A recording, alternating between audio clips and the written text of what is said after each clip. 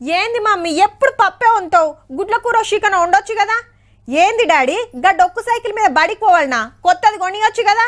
నాయనేమో బండి మీద ఆఫీస్కి పోతాడు, నేను బస్సులో పోవాలనా? మమ్మీ నేను సెల్ ఫోన్లో గేమ్లు ఆడుకుంటా మస్తు బిజీగా ఉన్నా, ఊకొకే పని చెప్పక మళ్ళా.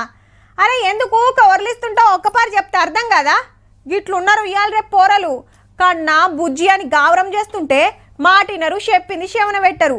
గసంటోళ్ళంతా తప్పకుండా చూడాలి ఈ వార్త.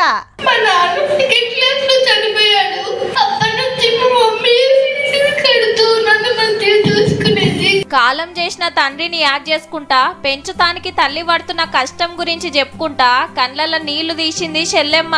సిద్దిపేటలో ఓ ప్రైవేట్ బడిలా రేపటి నాడు పిల్లలు ఎట్లుండాలే, మంచి భవిష్యత్తు కోసం ఏం చేయాలనే కార్యం పెడితే పాత మంత్రి హరీష్ సారు సుతా వచ్చిండు. తల్లిదండ్రుల గురించి చెప్పుకుంటా గీ చెల్లెమ్మ ఏడుస్తుంటే సారుకు సుతా కన్నీళ్ళాగలే, దగ్గరికి పిలుచుకొని ఓదార్చిండు.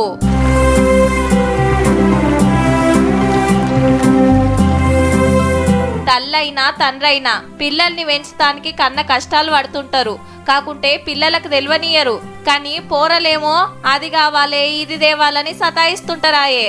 కన్నోళ్ళ కష్టం తెలిసి నడుచుకోవాలే, అమ్మా నాయనలను బాధ పెట్టొద్దని గింత మంచి కార్యం పెట్టిన బడోళ్లను తారీఫ్ చేయాల్సిందేనబ్బా.